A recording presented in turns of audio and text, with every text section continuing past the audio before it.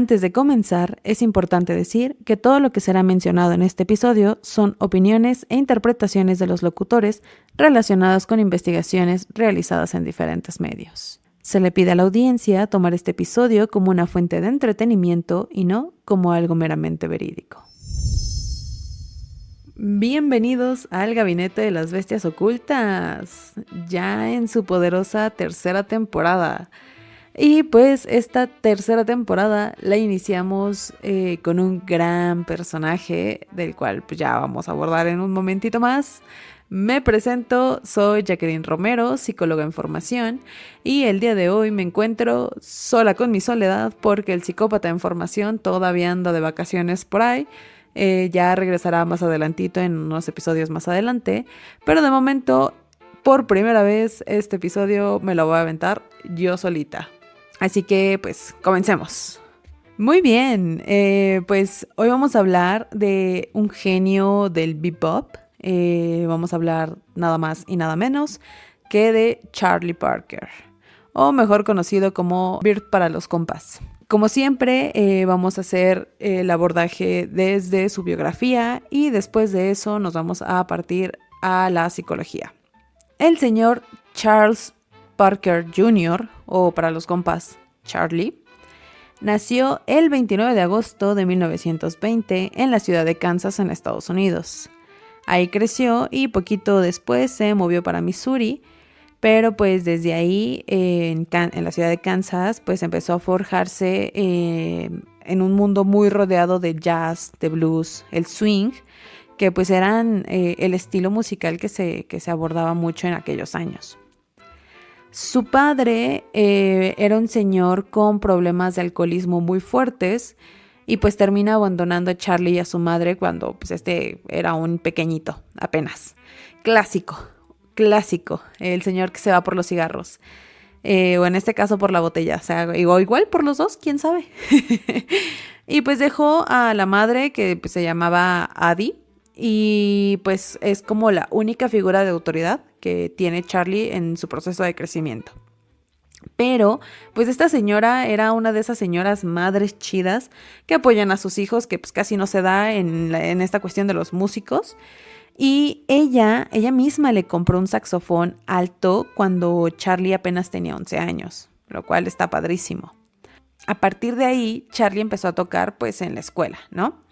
Pero su talento se desarrolló más, obviamente, pues en los clubs nocturnos de Kansas. Esto ya estamos hablando, digo, obviamente ni de chiste, ya era mayor de edad porque pues, empezó a sus 11, se fue evolucionando bastante rápido, pero a los 14 años ya andaba tocando de manera profesional el muchacho. Obviamente con las bandas locales, aunque pues al principio no era precisamente impecable, pero pues, como sabemos, el señor desarrolló grandes dotes en la música más adelante. Tuvo un episodio muy importante que pues bueno, o sea, yo lo destaco porque supongo fue como algo que lo marcó bastante. Por ahí de 1936, durante un jam, intentó tocar con músicos muchísimo más experimentados que él. Él siendo un chiquillo, pues obviamente fue humillado públicamente, aunque el señor ya tuviera sus grandes dotes en la música, pues sí tocó con, no sé, es como si tu amigo compa, aunque toques extremadamente bien en tu banda local, vas y te avientas a tocar con el baterista de Def Leppard que no tiene un brazo y que toca increíblemente bien, ¿no?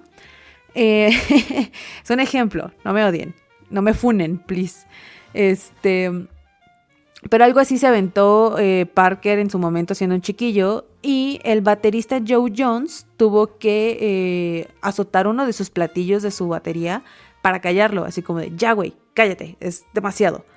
Esta situación, lejos de que hiciera que se rindiera o que se sintiera mal y se agüitara y dijera, no, Charlie, pues la música ya no es para mí o algo así, pues el señor se volvió pues muy obsesivo con la práctica. Y pues debido a esto se aisló durante meses y pasó horas y horas y horas practicando para perfeccionar su técnica y experimentando con pues unas nuevas formas de improvisación. Esto a mí me suena muy Whiplash. Si no han visto esa película, no está en las recomendaciones, pero también véanla, está buenísima. Ahora, Vamos un poquito más adelante, por ahí de los años, finales de los años 30, Parker deja Kansas y se muda a Nueva York. Todos en busca de lo chido en Nueva York. Pero pues sí vivió unas condiciones súper precarias mientras buscaba abrirse camino. Durante este tiempo, él trabaja en la industria de los taxis, anda lavando trastes, cosillas como de ese tipo.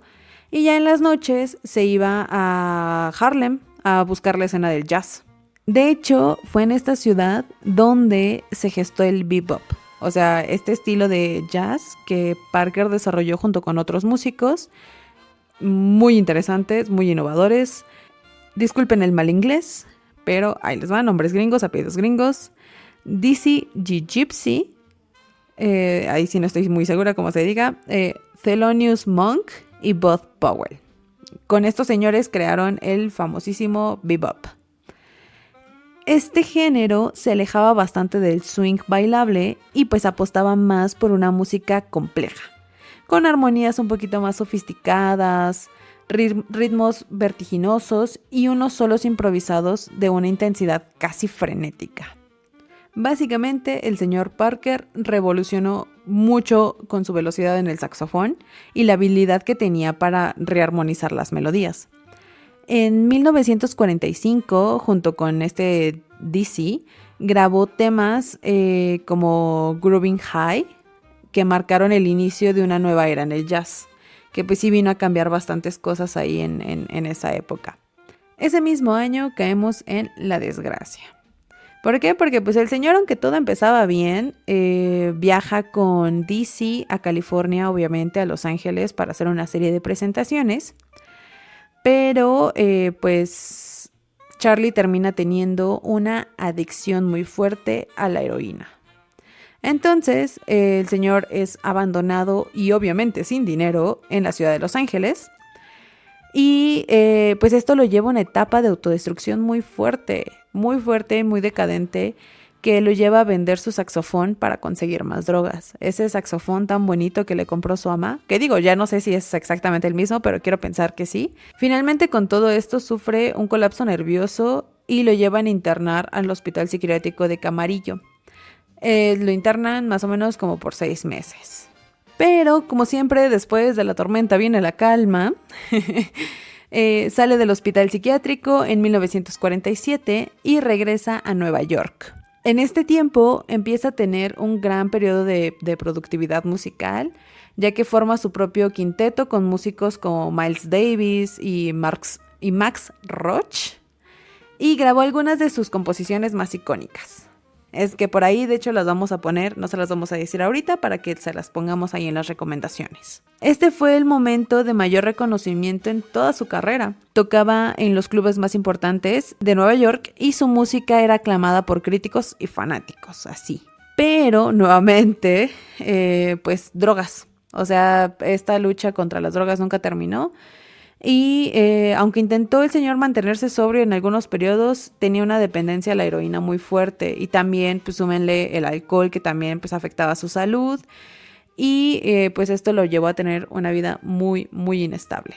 Ya por ahí de 1951, pues pierde su licencia para tocar en los clubes de Nueva York, porque es arrestado por posesión de drogas, obviamente. Y aunque seguía grabando y dando conciertos, su salud se iba deteriorando. O sea, estamos de acuerdo que vida nocturna, drogas y alcohol, pues no son precisamente lo mejor, ¿no? Ya en sus últimos días, que de hecho pues, se murió bastante joven, ahorita vamos a decir cuántos años tenía.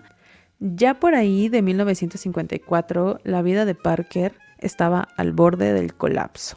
Mal. Pierde a su hija por causa de neumonía, lo cual pues le da un golpe emocional muy duro, del cual dicen que no se recuperó. Y además sus problemas de salud se agravaron muy fuerte debido al uso de drogas y el alcohol, y su cuerpo empezó a tener unos signos de deterioro irreversibles. Ya para marzo de 1955 se alojó en el departamento de la baronesa Panónica de Koenigswarter. No sé si está bien dicho, pero esperemos que sí. Y pues esta señora era una mecenas del jazz que ayudó a bastante músico en apuros. Y fue aquí, en la casa de esta señora, cuando el 12 de marzo de 1955, desgraciadamente, Charlie Parker muere de un ataque al corazón y una neumonía agravada por cirrosis hepática. Irónicamente, el médico que examina su cadáver le calcula, dice, no, pues este señor pues, se ve más o menos de unos 50, 60 años. Y unos dicen, pues viendo el cuerpo dirían, pues sí, maybe, tal vez. Pero Charlie murió a los 34 años. Tenía nada más 34 añitos. Esto es lo que deja el camino de mucha droga, de mucha heroína, alcohol y una vida nocturna de jazz. Y ahora sí, ya teniendo todo este contexto de la vida de Charlie, que estuvo bastante fuerte, pues pasemos a el análisis de la personalidad. Que de hecho hoy sí, debido a pues ya la historia que ya escucharon, que estaba bastante denso, me gustó abordarlo desde el Eros y el Tánatos. Como ya sabemos, ya lo hemos platicado en anteriores episodios, el Eros es la pulsión de vida. En Parker se manifiesta a través de esta obsesión que tiene por la música y la capacidad de innovación, porque el señor, fue uno de los fundadores del bebop. Desde joven mostró un impulso bastante creativo, buscando constantemente estas nuevas formas de expresión a través del saxofón. Su técnica fue bastante revolucionaria, la velocidad en la ejecución que tenía y la capacidad de improvisación.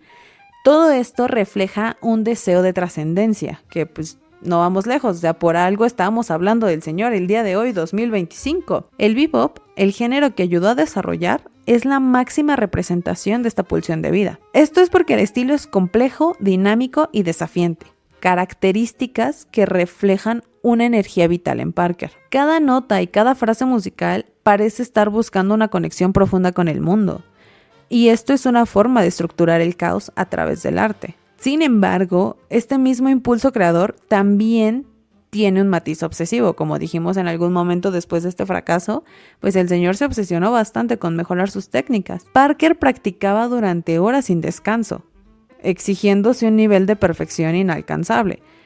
Pero, en este sentido, su Eros no solo se expresaba en la música, sino también en su necesidad compulsiva de superación y el dominio técnico. Ojo, esto no quiere decir que esto esté bien, ¿eh? No, está bien que sean disciplinados y lo que quieran, pero ya a un nivel obsesivo donde se pierdan de su vida por andar haciendo estas cosas, no está padre. Pero bueno, sigamos. Busca esta necesidad compulsiva de superación y este dominio técnico, y además de una lucha constante por la perfección, que hasta en cierto modo también se vincula con su autodestrucción. Aquí hay como una especie de mediación entre me voy para aquí o me voy para allá, porque sí, está muy, muy desequilibrado su Eros y su Tánatos, que al final pues el Tánatos ganó bien recio. Ahora sí, vámonos al Tánatos. Acuérdense, otro lado es Tánatos, la pulsión de muerte. Si uno es vida, el otro es muerte. Así sencillito. Este se hizo presente en la vida de Parker a través de la adicción a la heroína y el alcohol. Su consumo empezó desde la adolescencia y se convirtió en una dependencia que lo acompañó hasta que se murió el señor. Desde una perspectiva psicoanalítica, esta adicción puede entenderse como una manifestación de un deseo inconsciente de destrucción, un intento de escapar de la angustia interna que lo atormenta. Tánatos también se expresa en su estilo de vida caótico y autodestructivo. El señor vivía al límite. Descuidaba su salud, arruinaba sus oportunidades profesionales y destruyó sus relaciones personales. A pesar de que era un genio en la música, no logró mantenerse estable en ninguna industria musical. Fue expulsado de bandas, perdió contratos y se enfrentó a momentos de extrema pobreza. El episodio más revelador de su tendencia autodestructiva ocurrió en 1946, cuando, como les dijimos, fue internado en un hospital psiquiátrico por este colapso nervioso que tuvo. Su comportamiento errático y su falta de control sobre sus impulsos y su resistencia a aceptar ayuda reflejan una entrega progresiva a la pulsión de muerte, así como gorda en tobogán. Es interesante notar cómo el Eros y el Tánatos coexistían en Parker de una manera muy simbiótica. Cañón. Su deseo de creación y de trascendencia se veía constantemente amenazado por su impulso de destrucción, como les comentaba hace rato, esa balanza que no se equilibraba bastante bien. Y a medida de su carrera, conforme iba avanzando, su Tánatos le ganó. se lo llevó a un deterioro físico y mental que culminó en que se muriera el señor a 34 años, aparentando 60. Y ya por último, tenemos los mecanismos de defensa. Pues en mecanismos de defensa, pues básicamente tenemos la sublimación. La sublimación es uno de los mecanismos de defensa más evidentes en este señor. Este proceso implica transformar impulsos destructivos e inaceptables en actividades creativas o socialmente valoradas. En el caso de este señor, pues la música fue el canal a través del cual canalizó todas estas angustias, ansiedades y conflictos que tenía. Cada improvisación o cada solo puede representarse como una forma de expresar su mundo interno sin necesidad de hablar. Era muy virtuoso, muy técnico, y la velocidad con la que tocaba pueden entenderse como un intento de huir de sus propios pensamientos. Sin embargo, la sublimación no fue suficiente para contener otros impulsos autodestructivos. O sea, sí le ganaba, o sea, por más que él sublimara todas estas cosas que él traía, pues la música le permitía escapar momentáneamente, pero pues seguía teniendo en su vida personal cosas que aplicar este mecanismo de defensa pues no le funcionaba bien. Y pues cayó repetidamente en patrones autodestructivos. Por otro lado tenemos la negación, que pues creo que es un mecanismo que muchos tenemos. Parker lo utilizó para no enfrentar la realidad de su deterioro.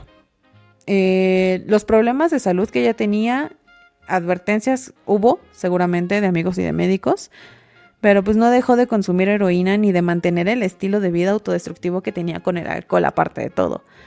Y esta negación se manifestaba en la actitud despreocupada ante las consecuencias de estos actos. Perdió contratos, fue arrestado, quedó en la indigencia en varias ocasiones, pero parecía incapaz de reconocer pues, la gravedad de estas situaciones. En lugar de aceptar la fragilidad que tenía y buscar ayuda real, se refugiaba pues, en el alcohol y en la heroína. Y en la falsa sensación de control que esto te proporciona, ¿no? De sentirte poderoso. Y por último, mecanismo de defensa. Yo diciendo últimos desde hace rato, que creen que sí me siento bastante chistosa estando solita, que no haya retroalimentación del psicópata en formación. Sí hacen falta los malos chistes del psicópata en formación, la verdad. Pero continuemos. Ya por último, mecanismo de defensa, la sobreracionalización, que pues pudo haber influido en la tendencia a justificar sus comportamientos autodestructivos, con argumentos que pues los hicieran parecer como lógicos o inevitables por la situación. En el mundo del jazz, el tema de las drogas es bastante común, o era, no sé si actualmente lo sigue haciendo, yo la neta no me muevo por esos rumbos, pero el uso de estas drogas era bastante común en aquel entonces, y pues muchos músicos lo veían como una forma de expandir su creatividad. Obviamente, pues Parker pues, lo utilizó y pues esta idea era para justificar pues, su adicción, así como de, pues sí, necesito drogarme para ser creativo. Convenciéndose a sí mismo de que la heroína era parte de su proceso creativo y no una amenaza para su vida.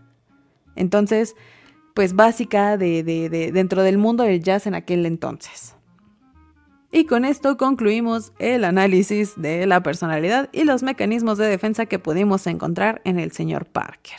La vida de este señor, pues es un reflejo de extremos bastante brutales en el ser humano. Pero, pues por un lado encontramos que el señor tenía esta genialidad, una creatividad sin límites, y el hecho de que se tardara tanto, se le apasionara tanto el rollo de la música y ponerse a practicar y ser tan disciplinado hasta el agotamiento para poder transformar el mundo a través del arte. Pues el otro lado de la moneda es la fragilidad y el sufrimiento y la tendencia a esta autodestrucción.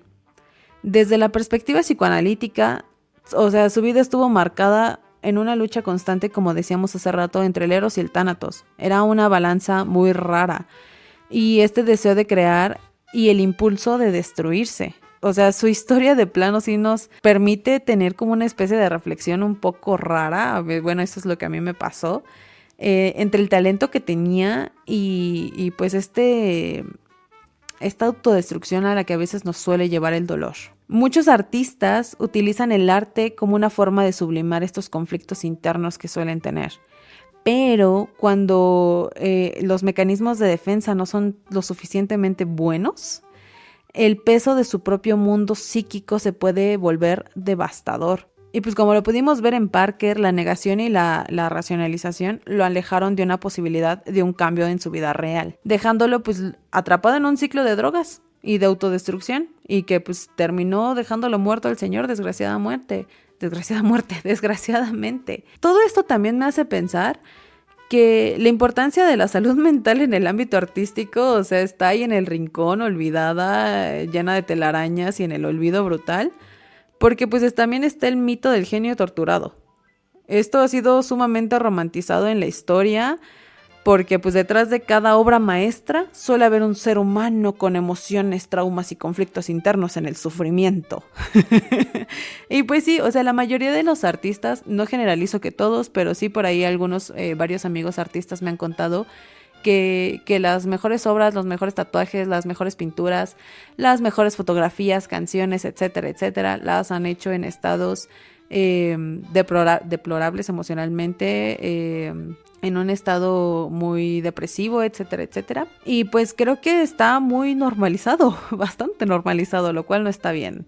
Amigos artistas, porfa, busquen ayuda. Digo, sabemos que su arte les gusta mucho así, pero también hay que pintar árboles felices. La música de Parker pues sigue viva, pero pues su historia pues creo que sí invita a cuestionar algunas cosas. Sí es más importante el precio del genio, que pues afortunadamente sí dejó un legado muy marcado, pero creo que pudo haber dejado mucho más si no hubiera muerto a los 34 años con las consecuencias que todas las drogas y el alcohol le dejaron. Y pues piénsenlo amigos artistas que están por ahí escuchando. Ir a pedir ayuda psicológica, ir a un tratamiento psicoanalítico, cognitivo-conductual, humanista, el que mejor les venga, existencial, se ponen muy recios. Igual, fíjate, les podría ayudar mucho, tal vez no tendrían este rollo como depresivo, pero ya más existencialista los llevaría a crear otro tipo de obras muy interesantes, me parece.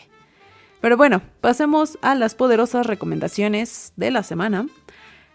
Pues esta información fue sacada del libro Birth, The Life and Music of Charlie Parker, escrito por Chuck Haddix. Es el libro que se les puede recomendar. Yo, la verdad, siendo muy honesta, no lo leí completo, leí por ahí algunos fragmentos para poderles sacar la información que se les brindó. De películas hay dos muy, muy interesantes y una serie documental. De película, esta película es del señor Clint Eastwood, dirigida por el señor Clint Eastwood, llamada Birth, del año de 1988, y la interpreta Forest Whitaker, él es Charlie Parker. La segunda película es The Charlie Parker Story, de 1955, que pues es básicamente un documental con archivo, entrevistas y cosillas como así. Y la última, que es la serie, se llama Jazz, a Film by Ken Burns, del 2001. Es una serie documental que dedica un episodio a Charlie Parker y el bebop. Así un episodio, y si se quieren aventar la serie completa, también está buenísima. Por último, las 3 canciones que les dijimos que son acá las 3 canciones claves del señor. La primera es Co, con K, guioncito, Co, que pues es la canción que representa un poquito más el inicio del bebop. Ornithology, que es una de sus piezas más reconocidas. Y por último, Parker Smooth. Es por ahí más una balada un poquito más sensible. Ahí para que se den una relajante noche con la música de Charlie Parker, se tomen un traguito, la pasen muy a gusto, o si quieren ver las películas, la serie, lo que les venga mejor. Ya por último, les recordamos que nos pueden seguir en Spotify, en YouTube, activar la campanita, dejar comentarios, más de 3 palabras, porque el algoritmo se pachequea y no nos avisa o no nos deja los comentarios, los elimina. Y las redes sociales, estamos en Instagram y en TikTok como @bestiasocultas_. Ya estamos por ahí subiendo un poquito más de TikToks, lo intentamos, pero no somos tan extrovertidos como hemos dicho en anteriores episodios. se hace lo que se puede en esa cuestión. Y a mí me pueden encontrar como _Lucifer Sam en Instagram. Y pues bueno, ya el señor Charlie Parker nos enseñó que pues la genialidad y la autodestrucción pueden ir bastante de la mano, pero pues su música sigue sonando muy alto. Nos escuchamos en el próximo episodio del Gabinete de las Bestias Ocultas. Hasta entonces, que el jazz y la psicología sigan resonando en sus mentes. Hasta la próxima semana. Adiós.